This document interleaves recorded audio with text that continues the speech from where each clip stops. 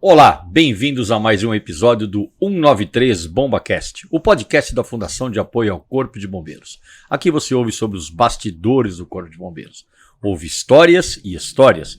Como é que a gente vai vir hoje? Com o nosso entrevistado, que vem recheado de histórias, principalmente desse último evento aí, lá do Litoral Norte. Grande ocorrência que nós atendemos no mês de fevereiro. Mas antes de começar, quero te lembrar de inscrever-se em nosso canal, dar o like, ativa o sininho e acompanhe a nossa programação todas as terças e quintas-feiras. Aliás, estamos gravando quinta-feira hoje é dia, ok? Então vamos lá, vamos receber aqui com muita alegria e satisfação o nosso tenente Spacassassi, que hoje serve no GAED, é isso? Sim, senhor, sirvo no GAED. Serve no GAED. Spacassassi vai falar um pouco sobre ele, vai falar um pouco sobre essa experiência aí do que foi o atendimento, né, do Litoral Norte, nessa grande tragédia que houve lá no começo do ano. Spacassassi, a gente começa, além de dar as boas-vindas, te agradecer por ter aceito o convite, e a gente quer perguntar para você então, quem é o Tenente Spacassassi? Que deu na cabeça do jovem Spacassassi de entrar na Polícia Militar e ser bombeiro? Bom, primeiramente agradecer o convite, é um prazer estar aqui conversando, falando de histórias, que aquilo que a gente faz por vontade, por escolha própria, né? E poder relembrar alguns assuntos para mim é um prazer aqui, então obrigado. Prazer é todo nosso. Pelo convite. Bom, eu sou Tenente Spacassassi, mas iniciei minha carreira na Polícia Militar, sempre fui do Corpo de Bombeiros, iniciei em 2003 como soldado na antiga SEIB, né? Antigo SEIB, que é o Centro de Ensino de Instruções de Bombeiros, hoje ESB, a Escola Superior de Bombeiros. Me formei em 2004 e fui designado a trabalhar no 4º Grupamento de Bombeiros, que fica na região da Zona Oeste. Exato. Essa primeira fase da minha carreira, ela durou aproximadamente mais de 10 anos. Eu fui cabo na unidade, fui sargento, formei em 2011, fiz a escola de sargento e como eu me via sempre no bombeiro, fui fazer o CBS, que é o curso de bombeiro para sargentos, para poder voltar para o bombeiro. Voltei para o 4GB e de lá permaneci até o momento que eu passei no CFO. Fui em 2014. Você passou no CFO já com 10 anos de serviço? Mais de 10 anos. Caramba. 13 anos quase. Era segundo sargento, recém-promovido. Fui fazer o curso de formação de oficiais, me formei em 2016 e fui para o primeiro contato com o policiamento como aspirante no 23M, que fica na região, na Zona Oeste também. Zona Oeste também. Mas a minha vontade era voltar. Teve que prestar o CBO, né? Exato. Prestei o CBO, fiz o CBO em 2017 e 2018 e quando formado fui lotado no 18º Grupamento, que é a região da Grande São Paulo, também na região mais oeste aí ali a região de Barueri. Barueri, exato. Osasco. Pega até...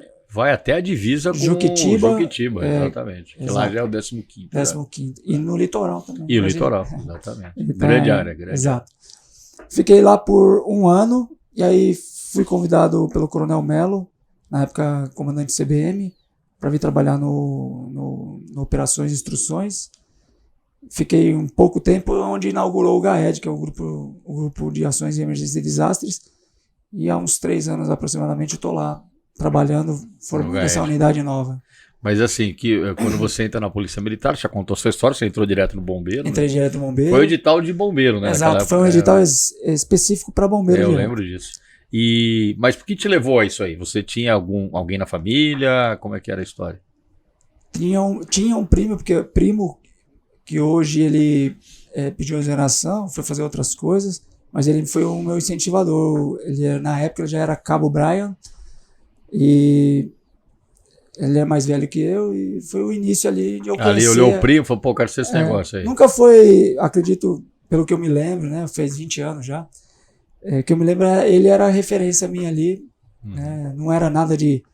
Você é de São Paulo, da região de São Paulo? Sou de São Paulo. Meus pais, minha família são da Praia Grande, mas eu sou de São Paulo. São Paulo. Então ele foi a referência. Eu fui trabalhar, ele trabalhava no Butantan, no 4GB. Chegaram a trabalhar juntos. Exato. Quando eu me formei lá em 2004, fui trabalhar na mesma prontidão que ele, e a gente ficou lá um bom tempo trabalhando na prontidão azul. Exato. E aí depois ele foi para Ribeirão no GB, e de lá ele seguiu uma uma outra trajetória, e eu fui para essa história que eu contei aqui. Quer dizer, você é um tenente com 20 anos de serviço. 20 anos. Muita experiência. Antigo recruta. Eu vou te perguntar um pouquinho, o Spacassá, sobre o GAED, né? Sim. Gostaria que você falasse um pouquinho. Você participou ali do início, né? Sim, senhor. E como é que foi isso aí? Qual a finalidade do GAED? Claro que os bombeiros que estão nos ouvindo, né? Tem muita gente que sabe, mas tem aqueles que já estão aposentados há mais tempo e estão ouvindo o GAED, escuto sempre essa sigla aí. O que é o GAED? Explica para nós, Spacassá. Bom, naquele momento que eu fui convidado pelo Coronel Melo para servir operações e instruções aqui no CBM, depois de uns 6, 7 meses, o Major Renato, o Coronel Melo, a Capitã Daniela, estavam começando a estruturar a ideia de uma força centralizada. Já existia a parte da força-tarefa, mas queriam centralizar a parte operacional também, para um apoio caso a ocorrência fosse necessária em recurso, até efetivo. E aí começou a se estruturar pelas operações ali do CBM uma ideia de como fazer isso, uma vez que o efetivo, a gente sempre fala que o efetivo sempre precisa mais, né? E como tirar o efetivo numa unidade e ao mesmo tempo conseguir centralizar uma equipe para treinamento que não atende a ocorrência ordinária, ficasse à disposição para grandes ocorrências nesse intuito. Então, porque até então a gente tinha a força-tarefa, mas ela era matricial, né? Exato. As pessoas estavam alocadas nas suas unidades e quando havia eram acionadas, né? E a ideia já era deixar o efetivo fixo, não é isso? Exato. Como aconteceu no apoio a Minas Gerais, em Brumadinho, então foram várias pessoas, bombeiros acionados de várias unidades. Só que a ideia era ter uma equipe já centralizada para essa pronta resposta, essa mobilização ser mais rápida para o apoio inicial na ocorrência, uma organização mais rápida, uma vez que normalmente em grandes ocorrências extrapola ali o recurso local. Então começou a se estruturar isso de uma maneira que não atrapalhasse, no sentido, não prejudicasse as unidades operacionais do atendimento normal, mas que a gente conseguisse trazer as viaturas que a gente pensava na época e o efetivo, para que conseguisse centralizar essa tropa também, essa equipe, para pronta resposta e mobilização rápida. E aí eu participei como um tenente no setor ali de operações, em opiniões junto ao capitão, o Coronel Melo, o Major Renato, que estava estruturando isso no nível ali do CBM. E aí foi se estruturando, e a ideia foi trazer em 2 pontos essa unidade. Uma ficaria no Belém e outra ficaria no Campo Belo, com as equipes de autobomba tático, que são 6 bombeiros em cada viatura de autobomba. 2 em cada uma. Né? 2 em cada uma. A equipe do Canil ainda destacada no Ipiranga. A ideia era trazer o Canil, porque é uma equipe altamente especializada, que só tem ela. Então, na prática, ela já é uma unidade de apoio a todas as unidades operacionais. Então, era centralizar o que a gente entenderia como viatura especial, ou algo que pudesse atender qualquer lugar do estado, né? Então, se formou essas 2 estações, cada estação com 2 ABs táticos e uma unidade de produto perigoso. A ideia inicial operacional era essa. E a logística, antiga, que a gente chama de força-tarefa, não essa aqui de pronta, mas a antiga força-tarefa, ela era uma outra, dentro do GAED, também GAED, no apoio logístico e de recursos mais pesados para uma ocorrência. Então nós teríamos, na verdade, duas prontas respostas, de logística e de efetivo especializado para apoiar a unidade. Sem que a unidade que estava, a unidade territorial que está atendendo, sem que ela sofresse a descontinuidade do atendimento decorrente, que você tem uma emergência de um porte maior, mas as pequenas, as demais, continuariam. Então o GAED ele dá esse suporte e permite que a unidade territorial continue atendendo as ocorrências ordinárias. Né? Exato. A ideia é a gente ter essas unidades Belém e Campo Belo apoiando as unidades territoriais normais. De toda a região metropolitana. Exato. De São O oficial Paulo. diário, o COBOM, junto com o oficial superior, decidindo que precisasse de um apoio de efetivo ou de recurso, ele acionaria. Qual uma ocorrência típica que você percebe que o GAED dá um suporte nesse aspecto que eu estou dizendo, né? Além de apoiar na questão logística de pessoas e materiais, mas que favorece, né, ou facilita o trabalho da unidade operacional? Tem algumas. Eu vejo no dia a dia uma ocorrência que normalmente demanda mais de um dia. Então, por exemplo, quando a gente atende a ocorrência ordinária no OGB, na unidade territorial, por exemplo, de afogamento em curso, e infelizmente as equipes locais não encontram a vítima naquele momento, normalmente a gente fala que se torna uma pesquisa, uma ocorrência de pesquisa, e precisa começar a fazer mergulho, e fazer beira de leito de rio, e fazer uma pesquisa mais prolongada que às vezes demora muitos dias. Para que aquele autobomba, aquela equipe local, daquela estação, não ficasse por tempo indeterminado naquela situação, hoje o GAED assume essa ocorrência a partir do primeiro dia de uma ocorrência que não se findou naquele primeiro momento. E aí o GAED assume essa ocorrência, começa a fazer a pesquisa a longo prazo até encontrar ou ser encerradas as buscas. Enquanto isso, a unidade local continua atendendo as ocorrências ordinárias para a população local, com um tempo-resposta mais condizente ali, que é algo esperado pela... Olha, eu penso que de tudo que o bombeiro pensou na estruturação da força-tarefa, do GAED, né, além da capacidade de mobilização, né, para grandes ocorrências, essa talvez seja uma das coisas mais eficazes que a gente percebe na prática, né? Exato. Por isso que eu te fiz a pergunta. Essa é uma ocorrências de busca em vegetação natural. Também é outra, né? A gente tem apoiado a unidade consegue voltar a atender a ocorrência ordinária na região dela. A gente poderia falar em estatística, o ano passado, o GAED em apoio nessas ocorrências, a gente teve aproximadamente 560 ocorrências em apoio às unidades. 560 num ano. Pô, dá quase 2 por dia. Exato. Na média. Exato. É bastante coisa. A unidade... E aí quando acontecem as ocorrências um pouco mais extrapoladas no sentido de recurso, a gente tem apoiado também. A Turquia foi um exemplo, Litoral Norte a gente apoiou Minas Gerais, Minas Gerais não, Petrópolis. Petrópolis. Teve lá também o incêndio da Serra Fina, né? Sim. Pedra da Mina, aquela região lá, o GAED também teve lá. Fomos para Bahia, nas enchentes. Então, as ocorrências externas a gente conseguiu apoiar e já estão 3 anos aí. O GAED ele continuou o esforço que nós chamávamos de força-tarefa, só que de uma maneira melhor estruturada e com recursos e principalmente recursos humanos, né, pessoas dedicadas à missão. Né? Eu acho que isso que sintetiza bem, né? E como é para você trabalhar no GAED, Pacassácio? No primeiro momento, é uma unidade que estava começando, então é um desafio, né? Era um propósito, salvo o meu engano, né? O propósito do Coronel Mello ali, em âmbito de CBM, estar à frente das equipes ali era uma responsabilidade. Para mim, dedicação e tentar entender o que precisa ser feito, porque era novo para mim, né? Com o apoio da capitã Daniela, o tenente Danilo, que foi para a Turquia.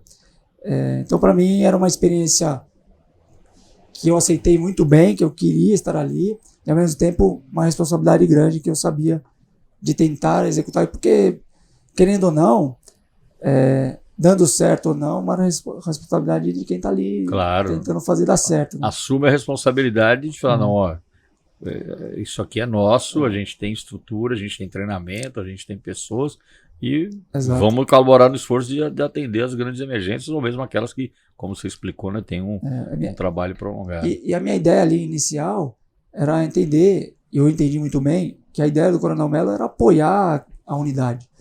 Então a minha preocupação maior com as equipes que a gente treinava era realmente chegar na unidade lá, no atendimento da ocorrência e ver o que você precisa, o que você precisa para estruturar, para organizar melhor essa ocorrência. E o objetivo era tentar sempre ajudar, apoiar no que for preciso lá. Fala um pouquinho, você fica no Belém ou no Campo Belo? No Campo Belo. Como é que é a rotina do GAED lá no Campo Belo? Porque eu imagino que seja a mesma do Belém, mas lá no Campo Belo como é que é a rotina? A nossa rotina no Campo Belo, como a gente tem foco em grandes ocorrências, normalmente o meu primeiro momento no primeiro ano do GAED, eu e o tenente Danilo, nas equipes operacionais, a gente focou no nivelamento das equipes, porque vieram efetivo de todos os GBs da capital e Grande São Paulo. Então eu não tinha uma equipe que eu conhecia prontamente. As unidades mandaram um efetivo bom, mas eu precisava conhecer. Então, o primeiro ano, a gente trabalhou no nivelamento. Então, a rotina era fazer os treinamentos em âmbito do que a gente entendia como o que esperar do GAED numa ocorrência, então pensando em grandes ocorrências. Depois de nivelado, gerar simulados ou treinamentos de grande porte em conjuntura com as unidades locais. Então, o Campo Belo, por exemplo, na rotina a gente treina muito em parceria com o primeiro GB, com o quarto GB. E então a nossa ideia, a nossa rotina é começar a fazer a conferência de material como qualquer outra estação de bombeiro, mas a nossa rotina posterior, além do condicionamento físico que todos os quartéis fazem, fazer esses exercícios de treinamento pensando sempre numa estrutura logística, pensando maior. Como que a gente chega na ocorrência e como a gente vai interagir com essa unidade que já está em andamento no atendimento. Então, o nosso foco é sempre esse. Conferência de material de manhã, treinamento físico na medida do possível ali na parte da manhã, e a gente normalmente já emenda treinamentos ou sozinho, em parceria com Belém e a logística como um todo, junto com o Capitão Denis, o Tenente Galo Ativistas, e parcerias com GBs nesse treinamento conjunto em segunda resposta chegando para apoiar a unidade. Então a rotina normalmente é essa. A gente foca nas ocorrências que a gente... Sim, aquelas que têm grande potencial, maior potencial de acontecer. E qual é o efetivo hoje lá do GAED de Pacassás? No GAED como um todo, nós estamos... Lá no Campo Belo e no Belém, você sabe os números assim? Sei. A parte operacional, que são os AB estáticos, todos, a PP e o Canil, nós temos 110 de efetivo. E com a logística junto, que também tem uma equipe de prontidão da logística, temos mais aproximadamente 50 homens. Então a gente está do GAED como um todo, logística e operacional, em torno de 160. Isso é como se fosse o QPO, que é o quadro hoje esperado. Você tem logicamente a escala que roda, exato, mas potencialmente com acionamento são 160, exato, 160 homens. Mesmo na folga. Eu sei, eu falei. Tem a rotina, obviamente, da escala, de normal, mas claro, numa situação... Aí pensando um terço aí... só esse ano foram 2 vezes, né? Exato. Já falando um pouquinho, falamos já bastante aqui, entrevistamos vários profissionais que foram, né, na Turquia e concomitantemente, né, porque as coisas aconteceram ao mesmo tempo, a grande ocorrência do Litoral Norte, onde certamente houve acionamento para até quem não estava na escala. Exato. Né, que é normal. Já entrando nesse assunto aí, Spacassás, a gente já fez algumas entrevistas sobre essa ocorrência, né, do Litoral Norte, você acompanhou. Mas é claro, como eu sempre falo, né, por mais que a situação seja a mesma, as visões são diferentes. Sim. Isso é natural, em qualquer campo da experiência humana, do conhecimento. E a gente quer ver um pouco da sua experiência, né, porque você foi acionado, até acho que eu sei, né, como GAED. E eu quero que você contasse um pouco pra gente aí como é que foi com você a sua experiência do acionamento e da sua visão da ocorrência. Vamos começar do começo. Como é que a ocorrência chegou, né, para você, do Litoral Norte? Lá Só lembrando, pessoal, desculpa, a ocorrência do Litoral Norte, nós estamos nos referindo aos desmoronamentos, soterramentos que houve durante o Carnaval, esse ano de fevereiro, ali na região de Barra do Saí, Baleia. Na verdade, todo o litoral sul do Litoral Norte foi bastante afetado. Por favor. O que aconteceu? A gente, como unidade GAED, né, a gente treina, como eu falei e contei aqui, né, para atender as ocorrências de grande porte, né. E quando aconteceu a ocorrência da Turquia, minha vontade era... Eu estava fazendo um curso... Acho que de todo bombeiro. De todo bombeiro. E a gente que estava ali naquela unidade, que é para esse tipo de ocorrência, a gente queria estar junto na equipe lá. Eu estava num curso em Minas Gerais, fazendo um curso de APH em área remota. Então eu não pude ir para a Turquia. E ao mesmo tempo, por eu não ter ido, uma vez que acabou o curso eu voltei para São Paulo, e aí um dia depois da chegada desse curso que eu estava fazendo, eu estava de oficial do GAED, que eu contei aqui, eu estava sozinho com o Capitão Denis na parte logística e o Tenente Galo Ativistas. E inclusive foi no dia que tinha uma escala de eleição. Foi a escala não era eleição? Não era eleição. Carnaval, o episódio. Exato, a escala extra de carnaval. Carnaval. É fevereiro, né? Fevereiro. Então, deu uma viajada. Mas era uma escala extra que eu estava no quartel, era obrigatório para a gente reforçar o efetivo durante essa época. E aí eu estava no quartel e aconteceu a ocorrência. No mesmo dia, acho que foi um domingo, aconteceu a ocorrência e o GAED foi acionado. Então, de imediato, a equipe, tanto do Belém como do Campo Belo, que não foram para a Turquia, a gente foi acionado por 2 vias. Uma via aeronave, pelo CAV-PM, o Comando de Aviação. Então, uma aeronave ia levar a equipe por helicóptero até o São Sebastião, onde estava sendo instalado o posto de comando, e outra equipe precisava ir por terra, do GAED, isso é do GAED, né? Pela Imigrantes aqui, mirando pelas... Que a Tamoios, tanto a Tamoios quanto a Mogi Bertioga já não tinha mais condições. Exato. A gente conseguia chegar por terra até próximo do início do litoral norte, mas não acessava a área quente mesmo, a área dos deslizamentos de terra. E no litoral norte e Ubatuba, só chegava por aeronave de primeiro ponto. Então, essa por cima, por aeronave e litoral norte, foi eu e mais uma equipe, em primeiro momento, uma equipe de 6 bombeiros do GAED, que seria o pessoal do Belém. Então o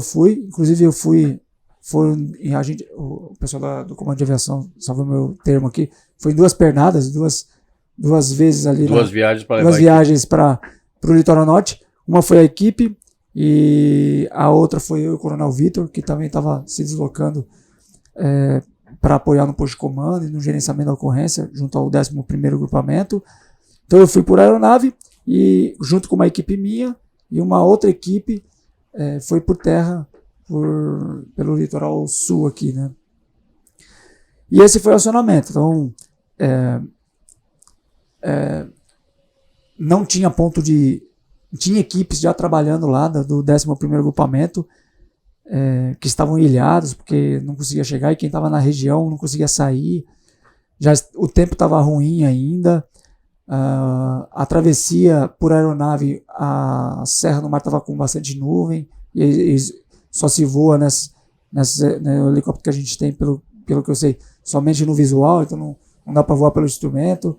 Então tinha que abrir, achar um lugar para chegar. Então fui. Desafio, né? Tirei o chapéu pro pessoal do Comando de Aviação lá, conseguiu chegar na região lá do posto de comando em Ubatuba. E aí você chega lá no domingo. Eu cheguei no primeiro dia mesmo, no domingo. Pela manhã? Não, cheguei. À tarde já. Cheguei no meio da tarde, umas 2, 3 horas. E de lá a gente foi designado já para a área quente. De lá, né? Mas o aeronave te levou até São Sebastião, mas Sebastião. não chegava, né? Não, aí foi de aeronave para lá também. de aeronave das Forças Armadas. Tá, até o ponto que lá. Que tinha voo por instrumento. Sim. E aí deixou a gente no ponto da área quente ali, a uns 200 metros da área quente real mesmo. E aí deixou a gente lá e... E qual era o cenário que você viu lá? O cenário é triste. Em primeiro momento lá, tem uma Verde Escola, se não me engano o nome. Verde Escola, né? E lá estava feito toda uma estrutura de forma, na medida do possível, precária naquele momento, né? Em que você tinha pessoas sendo atendidas, equipes na área quente trabalhando no deslizamento, equipes médicas locais, que eram pessoas, médicos e enfermeiros da saúde, que estavam apoiando, porque também não tinha como sair de lá. Então eles foram para essa região onde foi centralizado todos esses recursos, montaram um ambulatório, montaram a sala de alojamento para dormir, pessoas desabrigadas, então ficou tudo centralizado nessa Verde Escola aí, primeiramente, né? E aí eu cheguei, já estavam lá oficiais, 2 oficiais do 11º Grupamento. Tenente Érica já estava lá, sabe? Tenente Érica e Capitão Krieger. E o Krieger. Krieger, né? E junto com a equipe local deles lá, né? E estavam fazendo desde as buscas já na área quente, como todo o suporte às pessoas que estavam precisando de atendimento.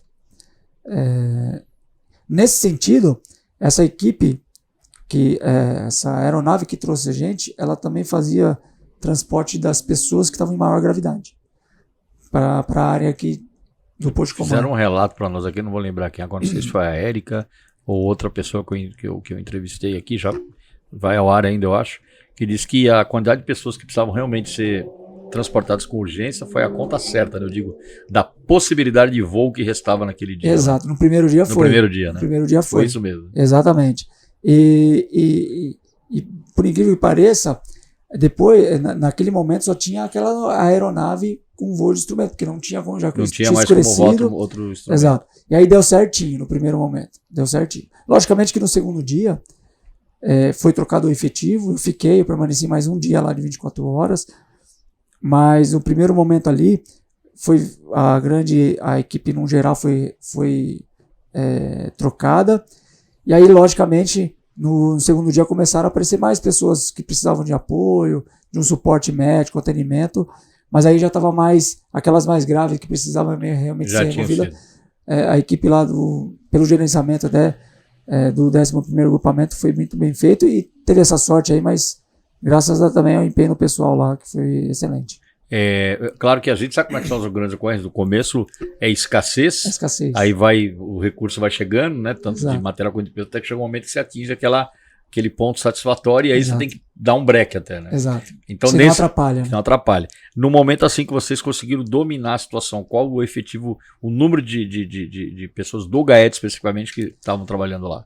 Chegou a quanto? Então, a diferença, a meu ver, do GAED das unidades, que as unidades territoriais também apoiaram a ocorrência, né? Então, o Corte de Estado todo, do Estado inteiro, Mas a diferença nossa é que eu não mandava efetivo, até porque a gente tinha um efetivo já em andamento na Turquia, mas a gente mandava efetivo todos os dias, ininterruptamente. Então, nós tínhamos, o GAED, por exemplo, a gente tinha recurso, tanto a parte logística pesada lá, o capitão Denis deu um suporte gigantesco para eles lá. Talvez a logística a gente normalmente não percebe, né? Mas ela é o maestro da sem ela nada acontece. Nada acontece. E aí deu um suporte totalmente excelente lá, né? Logicamente, na medida do possível, mas nós conseguimos manter até o último dia da ocorrência equipes 24 horas lá, em torno de mais ou menos 20 a 23 bombeiros. Todos os dias. Todos os dias. Mais, evidentemente, todo o efetivo do 11 e das demais unidades que... O que a gente não conseguiu 100% foi o canil, porque o canil foi bastante para a Turquia, né? Mas a gente conseguiu pelo menos um dia sim, um dia não, porque teve outras equipes canis que apoiaram na ocorrência lá, mas nós do GAED conseguimos um dia sim, um dia não, tá com a equipe do canil. Agora, as equipes operacionais estavam todos os dias ininterruptamente lá. Quanto tempo demorou, claro que depois de resgatadas as vítimas com vida, que receberam atendimento, foram transportados, aeronave, você já se referiu, mas do início da operação até o encerramento do encontro de pessoas, né, soterradas, foram quantos dias no total, você se lembra? Eu me lembro, eu tenho até uma colinha aqui. Pode ter colinha? Não, porque deixa eu ver aqui. Pra ver que pra caçar você é um cara prevenido.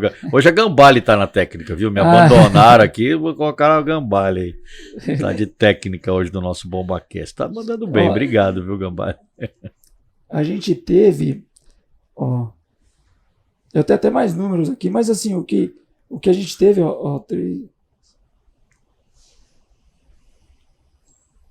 foram do dia 19 até o dia 12 de março. 19 de fevereiro a 12 de março. 12 de março. Quase um mês, né? Quase um mês. Então, a gente conseguiu manter esse efetivo e toda a logística lá e apoio ao 11º GB. Até ressalto aqui a excelência lá, que a gente sabe como que é difícil gerenciar a ocorrência, inclusive atingiu mais de... foram quase todo ali a região norte de Ubatuba até quase Bertioga, os municípios todos foram atingidos. De Bertioga até Ubatuba, né? Exato. Mas um ponto crítico, sem dúvida, foi nesse onde vocês são dois pontos principais. Né? Então foi um gerenciamento, eu acho que uma experiência gigantesca lá, tanto para o 11º e para a gente do GAED conseguiu apoiar e ajudar de uma maneira aí. Eu acredito, Spacassas, que sem dúvida nenhuma, o treinamento é a coisa mais importante, né, para que você se prepare para atendimento de ocorrências desse porte, mas quando você vivencia a experiência do atendimento real de uma ocorrência desse porte, né, a equipe e a organização ela vai ganhando cada vez mais maturidade. Né? Exato. Maturidade no sentido de melhorar processos, né, de entender melhor a dinâmica das coisas, de estabelecer padrões e protocolos, melhorar os padrões e protocolos de atendimento. Nada como a experiência, né? Nada como viver ali a ocorrência em si, né, para que esses fatores sejam muitas vezes aprimorados, né? Mas para você chegar a trabalhar no GAED, né, qual foi a experiência que você acha que foi importante você acumular? Você tem uma trajetória aí de soldado a oficial, né? Você já contou sobre isso. Mas assim, olhando para trás, qual foram o momento, ou alguns momentos que você fala, pô, isso aqui para mim foi muito importante no atendimento operacional?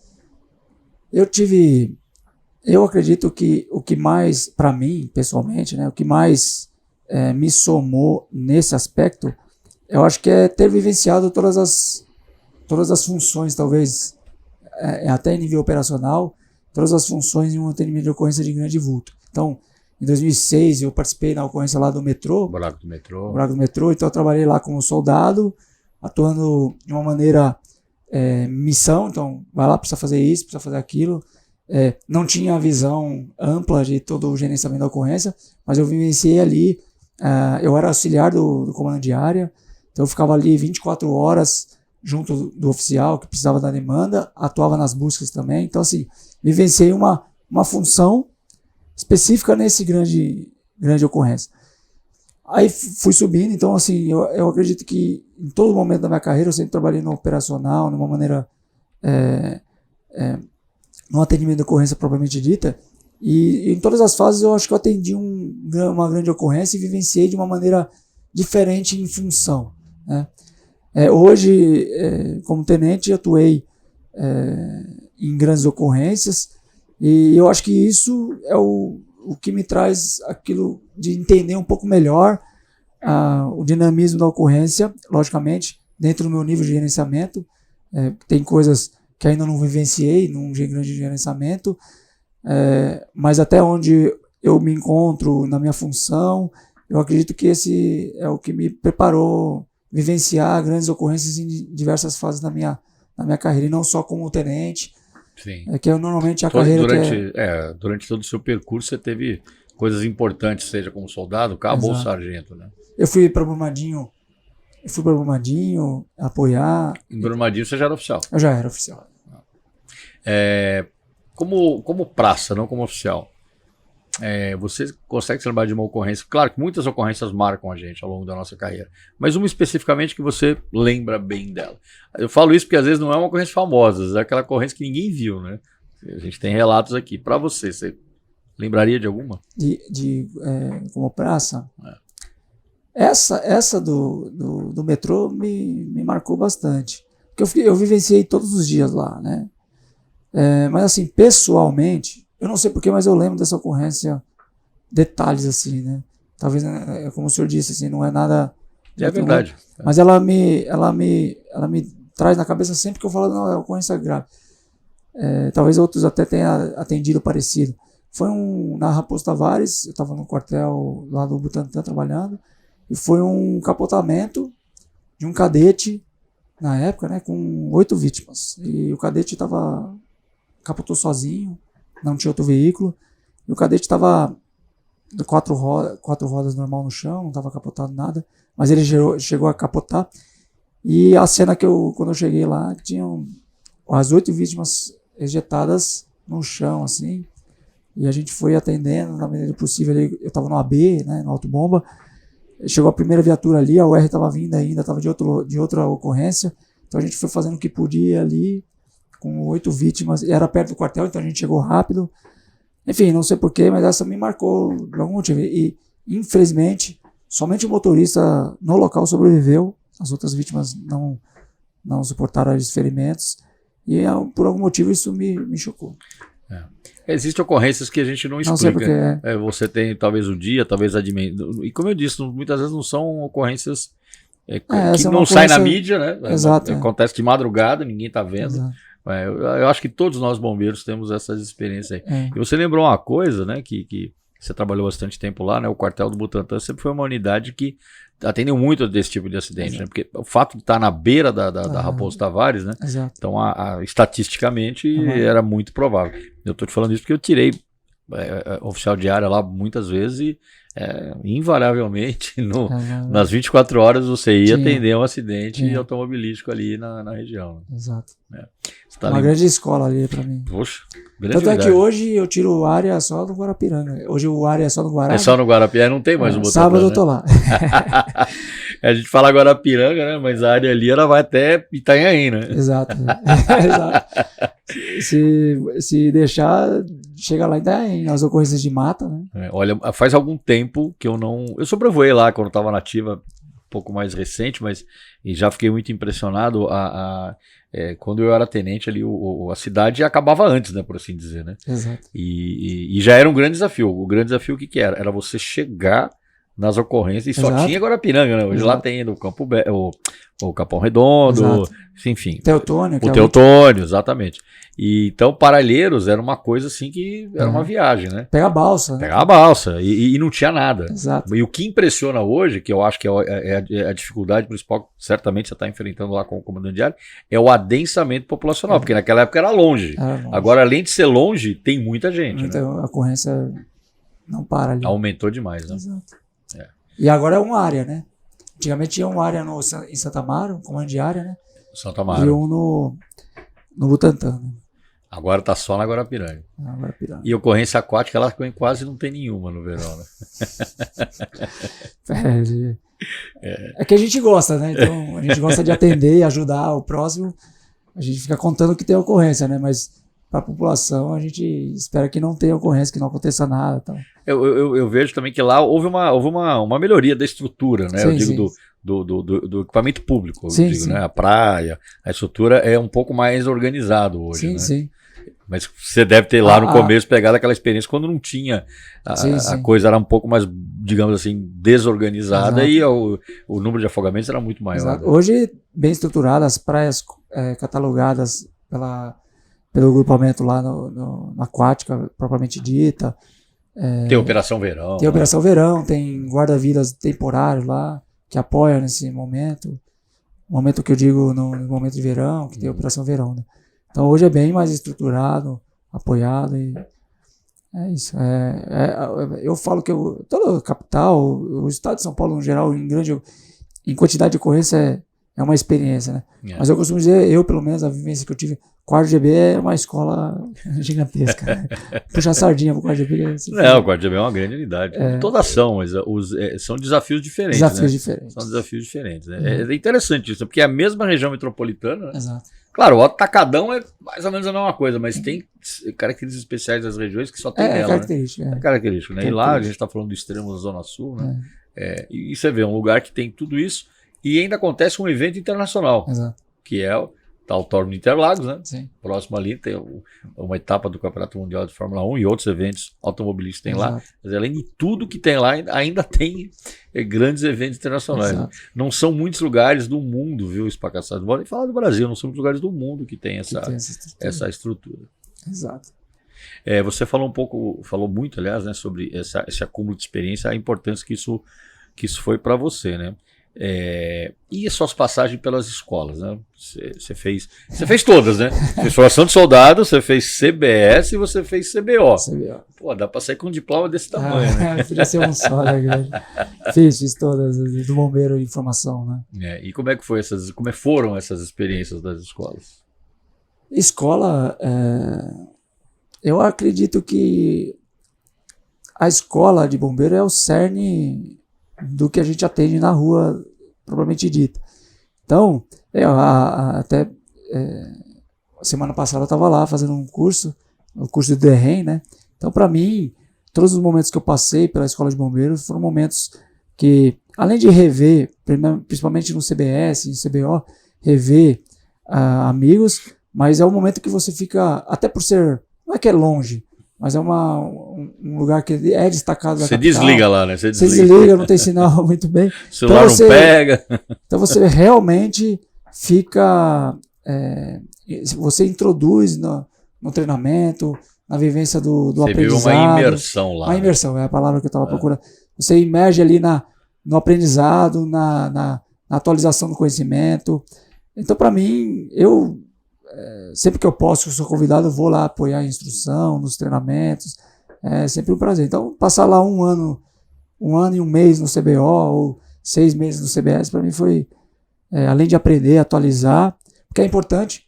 Se eu não tivesse passado, talvez, esses 2 momentos aí no intermediários na minha carreira, o ser humano é assim, né? Se você deixa, Acomoda. se acomoda. Então, reviver conceitos, aprender, relembrar, para mim foi primordial. Eu acho que não me arrependo de nada em relação a voltar lá, fazer qualquer curso que for necessário para melhor atender a população, que é o que a gente espera, né? Você me remete a um pensamento, né, que muitas vezes se fala, poxa, eu acho que a carreira devia ser uma carreira única e tal. E eu, pela minha observação, eu comandei a escola há 3 anos, você sabe disso, nós já quase somos, porque assim, a incidência, né, de alunos que entram lá como soldados, vivem a escola como soldado, trabalham ou não há algum tempo, e ingressam na formação de oficiais de volta no CBO, é muito grande. Em 3 anos que eu tive lá, deu tempo até de eu ver gente que terminou a escola, foi para academia, se formou e voltou no CBO. Exato. Eu tive eu vi isso acontecer, né? Então, sem dúvida nenhuma, né? Acho que essa questão de carreira única, pela nossa metodologia de aperfeiçoamento de formação hoje, praticamente ela é uma carreira. Você consegue fazer. Que é uma questão de posicionamento, eu acho, de querer, né? Para qualquer profissional, quero ser oficial, quero fazer ou não o barro branco, ou quero seguir a carreira do quadro auxiliar, que hoje a gente tem um padrão de oficiais aí do quadro auxiliar. Você citou alguns aí, né? Você falou do Denis, você falou do Galativistas, né? A gente observa um grau de especialização extremamente elevado nesses profissionais. Né? A minha visão é que o bombeiro entra ali, soldado, ele é questão de pessoalmente falar, a carreira está aberta, eu posso prestar, eu posso estudar, e eu fiz isso tudo estudando outras coisas paralelamente, né? Então assim, é possível, às vezes é questão de acreditar. Eu demorei para prestar para o CFO, mas era uma coisa, não sei porquê, para mim, estou aqui falando pessoalmente, né?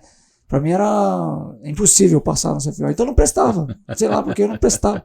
Aí quando eu me vejo, por que não é? Não me dedico a isso, por isso que o senhor disse. É questão pessoal, de observar esse caminho, essa carreira única, ela está feita. Você tem os passos para ser feito, né? Claro. Então eu acredito que muitas vezes o pessoal às vezes não enxerga ou não é o propósito. Sabe que às vezes há uma certa, eu acho, eu não diria uma visão talvez equivocada, não de todos, muito longe disso, mas de uma pequena minoria que pensa na carreira única como assim, tinha que entrar como soldado e vai sendo promovido até chegar a coronel. A gente sabe que isso, de fato, isso acontece, mas como você disse, tem um caminho. Né? Você tem que enxergar e ver o claro, objetivo. Claro, existe uma questão de capacidade, conhecimento, exato. E não existe uma forma de você capacitar alguém sem que sente. Claro, a vivência operacional é espetacular, exato. É necessária, mas é necessário a cadeira que capacite a pessoa naquele conhecimento e naquela capacidade técnica exato. Que ele tem que adquirir num banco escolar. Não é? Exato. E como é que a gente faz isso? Concurso? Concurso. Não tem outro a meritocracia. Meritocracia. Senão, se fosse simples que eu digo, todo mundo vai seguir, é só esperar o tempo, talvez a gente não teria excelência. Será que nós teríamos o mesmo grau de excelência? Eu não vejo dessa forma. Nós já entrevistamos aqui praças altamente especializadas, né? O Ednei veio aqui. Sim. O Ednei é um sargento, tem 3 graduações e mais mestrado, doutorado, trabalho escrito. De tudo um pouco. De tudo um pouco. e não só ele, muitos, né? Eu digo isso, então, que hoje eu acho que a nossa organização está atingindo um grau de maturidade na área, e você é um exemplo disso, na área do ensino, na área do aprendizado, na área da especialização muito alto. E a escola, como nós estamos falando aqui, tem esse papel preponderante. Você é instrutor de quais cursos na escola? Na escola, normalmente, eu apoio o salvamento terrestre.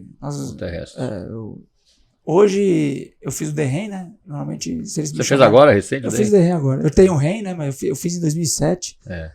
Mas agora eu fui me desafiar mais um pouco lá, porque é um curso puxado. O Capitão Félix, eu era o coordenador e foram 1 mês e meio, mais 1 mês EAD de grande aprendizado. Provavelmente eu vou apoiá-lo sempre que precisar lá. Mas hoje, o que eu sempre fui é no salvamento terrestre. Eu gosto bastante na parte de mata, caverna, que é o assunto que eu treino com o GAED bastante. Uhum. Então, normalmente eu estou apoiando eles. Inclusive, semana que vem vai ser o treinamento no salvamento terrestre de mata, lá, salvamento de cobertura vegetal. Eu vou estar apoiando eles semana que vem.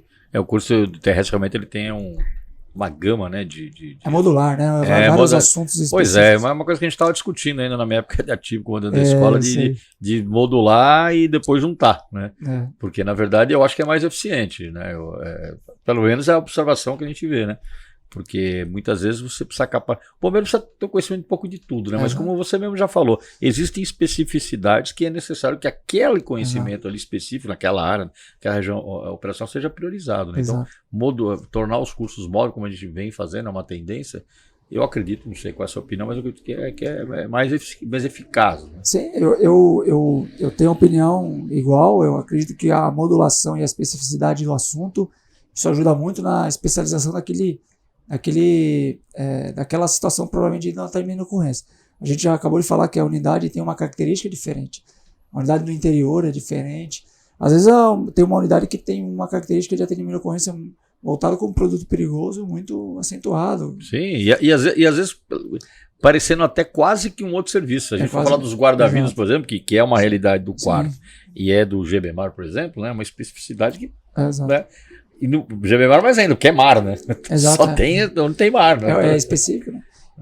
Como destoa bastante o GBMAR, isso já acontece natural, a gente não enxerga, nossa, né? O GBMAR é específico. É por essa razão que eles tocam lá um curso de mergulho deles. Exato. Porque a característica do mergulho deles é diferente. Exato. É diferente. Eu acredito que hoje a instituição está indo bem nesse caminho, está modulando, os cursos abrangentes também existem, até culturalmente, né?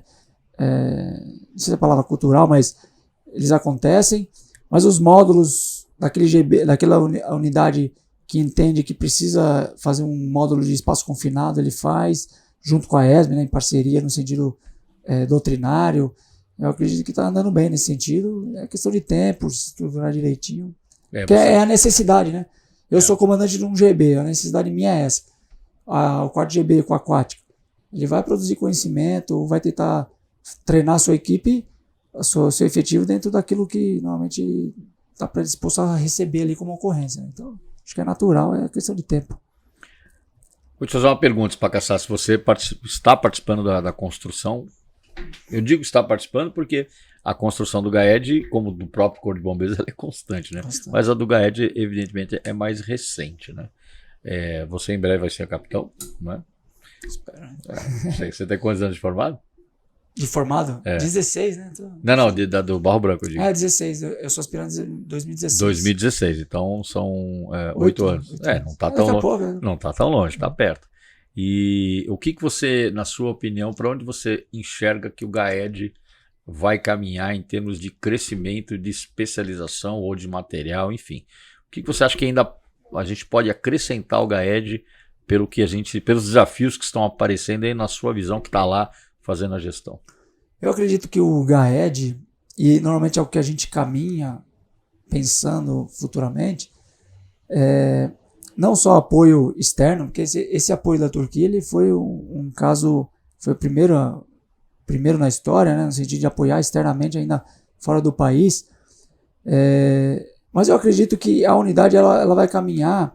Eu acredito que ela não vai parar de apoiar as unidades operacionais, porque eu acho que é o grande triunfo da unidade, porque nós já temos uma unidade GAED, atendendo só grandes ocorrências que eu citei aqui, por mais que são já algumas. Eu acredito que não vai ser a realidade. Vai ser a realidade estruturar melhor essa parceria junto com as unidades operacionais no atendimento integrado, chegando mais rápido na logística, junto de um grande incêndio, seja em qualquer tipo de ocorrência ali que a unidade precisa. A nossa ideia é que, uma vez que a unidade precisa de um equipamento que eles não têm e que normalmente é caro, então normalmente ele fica centralizado, que esse recurso chegue rápido. Então eu acredito que mudança drástica eu não acredito. Eu acho que ela vai continuar apoiando, pelo menos o CERN, de apoiar externamente, seja outro estado, porque é a nossa vontade sempre, né? Isso é um caminho que todas as unidades federativas estão Então, fazendo essa junção de apoio mútuo, mas eu acho que a gente não vai perder essa essência e espero que não, de continuar apoiando a unidade em recurso e efetivo, seja para fazer um revezamento num grande incêndio, para a equipe poder descansar e fazer um revezamento de maneira segura. Eu acredito que, ao meu ver, logisticamente, equipamento seria o futuro ali de a gente realmente dar o que a unidade precisa, que ela não tem normalmente naquele local. Chegar rápido, isso de maneira rápida, mobilizado. Hoje ainda a gente consegue, mais do que antes, chegar a apoiar uma unidade, mas a gente, logicamente, não sou hipócrita de falar, precisamos melhorar bastante coisa em logística, em integração com as unidades, e esse é o caminho. Eu acredito que um dia, o futuro, acho que talvez sair do CBM, estou falando aqui, porque assim, a unidade vai para o interior, ela não é mais uma unidade talvez CBM. o GAED se expanda para o interior, né? Ou tem algumas unidades descentralizadas do GAED nos CBIs, seria interessante, eu não sei como isso se estruturaria, né? Se os CBIs conseguem juntar esse efetivo, porque a gente teve essa dificuldade aqui, como eu contei no início, como que eu tiro do GB e lá, né, mais afastado. Infelizmente então, os homens são os mesmos, né? Exato. Fazer uma coisa ou outra. Né? E lá, como é mais afastado dos municípios, não sei se é tão fácil fazer, né? Mas seria interessante, se conseguir sem prejudicar a unidade lá. E a nossa ideia é sempre apoiar o GB. A gente precisa que o GB consiga atender de forma ordinária as ocorrências que a população precisa em resposta rápida. Sim. Uma coisa eu não tenho dúvida, viu, Pacassá, se a sua geração, estou falando da sua geração de oficiais, né, que agora estão se aproximando a capitão, que serão oficiais superiores e que um dia comandarão essa instituição, virá com uma visão talvez bem mais madura pela experiência, né, dessa forma, porque sem dúvida nenhuma o GAED foi uma inovação. A gente foi uma coisa a pensar fora da caixa, né, que está crescendo, está evoluindo, está se aprimorando. Então eu acho que a sua geração, quando chegar aí na gestão, na alta gestão da organização, vai ter uma maturidade, uma experiência que, sem dúvida, vai talvez tenha a resposta para esse desafio. Quando você fala, eu não sei como fazer, realmente a gente não sabe, né? Ninguém sabe. A gente tem que chegar lá, né? Para falar, pô, olha, viemos até aqui, construímos isso funcionou, isso não funcionou. Isso não funcionou. E a partir tem dali, que ter humildade para ver o que não funcionou, melhorar o processo, exato. O que nós não podemos é não fazer nada, né? Exato. A demanda existe, né? As emergências, principalmente fenômenos naturais, tecnológicos, estão aumentando. Estão aumentando. Então, se a gente não tiver a resposta, a gente tem que dar alguma resposta. E mesmo que a gente não esteja preparado, já estou dizendo assim, hipoteticamente, a ocorrência vai acontecer e vai cair na nossa responsabilidade. E essa ocorrência do litoral foi mais um grande aprendizado, porque... Eu ia te perguntar isso. Para você, qual foi o grande aprendizado dessa, ou os aprendizados dessa ocorrência? O maior aprendizado nessa ocorrência a gente tem que... O que eu posso falar? A gente precisa tentar chegar... Isso, na teoria, isso eu já tinha escutado. Que a gente precisa tentar se organizar o mais rápido possível para dar o recurso possível, porque a gente está com recurso escasso no primeiro momento. Quanto mais rápido a gente se organizar, melhor é aquele momento que o senhor disse que... O crítico ali. O crítico. E o meu maior aprendizado foi esse, de realmente parar, olhar para a ocorrência, por mais que seja um momento difícil, que está acontecendo tudo ao mesmo tempo, aquela teoricamente está desorganizado, mas você parar, enxergar cada detalhe que é preciso estruturar, por mais que você tenha que parar ali, estou dizendo... Uma parada tática, né? Uma parada tática e falar assim, o que eu preciso fazer aqui? E não entrar na visão do túnel, porque é difícil você chegar, ver as pessoas... Você quer pegar a enxada e cavar o buraco o mais rápido possível. Quanto mais rápido, eu aprendi que quanto mais rápido a gente enxergar isso e dar o start, falar, meu, aqui eu preciso de comunicação, eu preciso de tanto de recurso de equipamento, de ambulância. Quanto mais rápido você enxergar esses recursos que são necessários, melhor vai ser o atendimento final lá da ocorrência. Porque quando eu cheguei lá, como o senhor disse, muita coisa aconteceu ao mesmo tempo. A gente já tem uma experiência, como a Tenente Érica, o capitão lá, e enxergando, a gente sabe o que precisa ser feito, mas como estruturar isso de uma maneira mais organizada, né? E aí começa a força mútua, né? Parar e falar assim, vamos desenhar, vamos fazer o que aqui vai ser isso, aqui precisa... Ó, os bombeiros estão saindo contaminados com terra e eles precisam comer. É uma coisa simples. Acho que é muito daquilo, né? Exemplo, né? Você tira da teoria da cabeça lá da organização do SICOI e fazer ele acontecer na prática. Exato, né? Esse é o desafio. E lá eu entendi que você tem que dar espaço para trás e começar a organizar. E vai depender da gente ali, os mais antigos ali que estavam no caso do capitão. A Érica já estava junto com o capitão, eu cheguei um pouquinho depois. E quando você fala assim de organizar rapidamente, claro, você está falando de duas coisas. Está falando de pessoas e está falando também da logística, da parte material, de recursos. Né? Pessoas e recursos. Porque eu acredito que a gente entender o que é prioritário primeiro e solicitar isso. Porque às vezes a gente, por exemplo, vou falar aqui, mas assim, uma coisa que é tranquilo. Pelo menos é normal. A gente precisava de muita coisa. Por exemplo, saco de cadáver. Alguém disse aqui, não lembro quem foi que eu entrevistei, acho que foi o Capitão Reis, eu acho, né? Que foi tudo quanto é lugar. Acabou lá com isso. Exato, não tinha. Então, assim, é uma coisa simples. Teve que vir de São José dos Campos. Exato. Teve que vir de, né? É uma coisa simples, mas pro familiar que está perto, que não podia ir embora, porque não tinha aeronave para levar todo mundo, então estava concentrado no mesmo lugar. Então, assim, a gente fez uma logística organizada lá, estrutural, para que, mesmo que não tenha o saco no início ali, a gente conseguia evitar a imagem e tudo mais. Então, assim, são coisas simples. Né? São coisas simples, assim, para nós, a gente precisa de iluminação, precisa de aeronave, né? Mas também precisa então, assim, entender o que é prioritário e já solicitar os recursos de acordo com a prioridade. Essa é a maior dificuldade. São processos que a gente vai melhorando, né? Já temos com a experiência. É o que eu dizia, né? E você confirma. Nada como experiência. Né? Se a gente não tem ocorrência igual a outra, né? Mas se a gente pega uma ocorrência muito parecida, a gente vai atender melhor. E tem que ser assim, cada vez melhor, de maneira mais organizada e pensando sempre no atendimento final, que é a população. Tem um pensamento que a gente ouvia muito no Bombeiro, né, há algum tempo, diz o seguinte: a gente sempre torce para o melhor, mas a gente tem que se preparar para o pior. Exato. Porque não sabemos, exato. Né? Nem quando, nem como, nem onde. Mas nós sabemos que vai acontecer. A estatística não falha. Não falha. Né? Existem várias teorias, né, que falam o porquê do aumento das ocorrências de fenômenos naturais, né? Eu não vou aqui defender nenhuma bandeira, né? Porque eu acredito que seja um pouco de todas, né? Na minha visão, mas não importa qual a teoria, todas elas apontam para o aumento. Exato. Né? De tudo. Então, o senhor falou do futuro do GAED. Eu acho que a gente está se preparando para esse futuro. Acontecem essas ocorrências. Até um tempo atrás o GAED foi também para aquele deslizamento de terra em Franco da Rocha. Pois eu ia falar sobre isso. Foi um ano antes, né? Foi um ano antes, mas na mesma época, né? Quer dizer, os fenômenos meteorológicos de alta incidência pluviométrica, muito concentrado, muito rápido. Né? Que é o que aconteceu lá. Exato.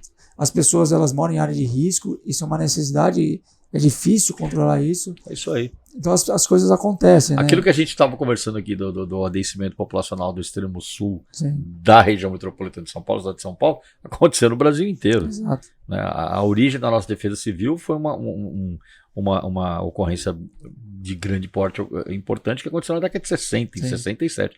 Naquela mesma região. Atingiu mais Caraguatatuba, né? Só que foi uma tragédia, morreu muita gente. Mas qual a diferença? Tinha menos gente. Exato. Provavelmente esse local aí onde... Provavelmente não, eu tenho com certeza, onde houve o ponto zero aí dos soterramentos, não tinha gente em 67. Ninguém morava lá. Agora tem um bairro. Eu acho que o crescimento, a densidade populacional porque, segundo o que eu sei, né? Os deslizamentos, eles acontecem de forma natural. Sim, na Serra do Mar ele é natural. O clima, logicamente, que a mudança do clima, até pela intervenção, tudo, pode piorar essa situação, mas eles acontecem. Basta olhar as cicatrizes que tem por toda a serra no litoral. Agora, o crescimento populacional, as pessoas vão morando onde precisam, onde dá. É uma questão econômica, social, mas e nós, bombeiros, uma parte, a gente tem que estar preparado, saber que é uma realidade, né? E a gente quer que não, mas o início do ano começa a vir chuva novamente e a gente tem que estar preparado. Mas é isso, a gente não quer que aconteça e a gente nós, comunidade GAED, a gente tem que pensar no pior, que pode acontecer o pior e a gente tem que estar preparado. E é por isso que a gente quer ser mobilizado rápido para tentar organizar tudo aquilo que eu disse o mais rápido possível para essa questão de segurança, para a questão do atendimento. Todo mundo sai ganhando, né? Não tenho dúvida. São muitos desafios, né? São muitas questões que a gente procura, evidentemente, estar preparado com um certo grau de previsibilidade, outras nem tanto, mas que, não, como já dissemos, né? Não podemos esperar, né? Alguma coisa tem que ser feita. Spacassassi, a gente está aqui caminhando para o encerramento do nosso bate-papo e não vê o café, Gabali. Olha, não vê o cafezinho, logística, acontece, mas a gente ainda assim vai falar para vocês, né, de conhecer o nosso Bomba Café. O Bomba Café fica aqui na rua Anita Garibaldi 25, bem ao lado do Comando do Corpo de Bombeiros. É um café temático com fotografias, imagens, equipamentos de bombeiros. Vale a pena conhecer, venha conhecer, tomar aqui um cafezinho no Café dos Heróis. Nós não temos café agora, mas quem vier aqui na Anita Garibaldi 25 vai tomar o Café dos Heróis. Excelente. Eu dizia então, Spacassassi, já te agradecendo, né, pela você ter aceito o nosso convite, ter vindo aqui com esse bate-papo com a gente, trazer um pouco da sua visão, da sua experiência. Você que é um profissional que é tenente, mas com 20 anos de serviço, 20 anos, né? Pela sua trajetória, né? Foi soldado, foi cabo, foi sargento, oficial. E eu te pediria só uma coisa, né? Nunca esqueça de dividir o seu conhecimento. Eu sei, você já falou, participa das formações na Escola Superior de Bombeiros, mas o que constrói o bombeiro, o que deixa o legado do bombeiro, é essa transmissão de conhecimento que o bombeiro sempre fez, né, os profissionais aqui. Então você continue, parabéns, né, pela sua carreira, parabéns pela sua posição que você está hoje, importante no GAED, e eu deixo aqui para as suas considerações. Comandante, poder falar da minha história é uma situação, logicamente, a gente tem que se orgulhar do que a gente faz, né, assim, mas poder vir aqui falar, isso ficar público, né, é uma grande oportunidade, porque eu acredito que tudo na vida tem um propósito. E eu vivenciei durante essa minha carreira, depois de tenente mesmo, de muitos colegas de trabalho, soldados, cabos, sargentos, que falaram assim: tenente, o senhor foi soldado, o senhor foi cabo, o senhor passou na academia? Eu falei assim, tal. Então hoje, como o senhor disse, de carreira única, né? Hoje eu estimulo, e eu acredito que talvez seja até um incentivo ter feito a minha carreira da forma que foi, e aqui agora eu tenho a oportunidade de falar que é possível, é o que me traz como um ponto que eu considero que foi a maior virtude na minha carreira, de ter passado por todas as fases, e hoje eu acredito que eu atendo a ocorrência, seja lá qual for, porque eu passei por todas as fases de maneira vivenciada na prática. Então poder multiplicar aqui numa forma pública, incentivar talvez outros a seguirem o mesmo caminho.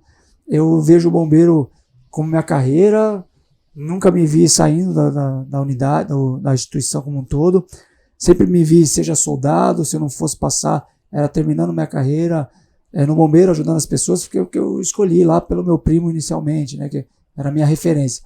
Então poder realmente, nessas considerações finais, poder falar assim, é a profissão que eu escolhi, independente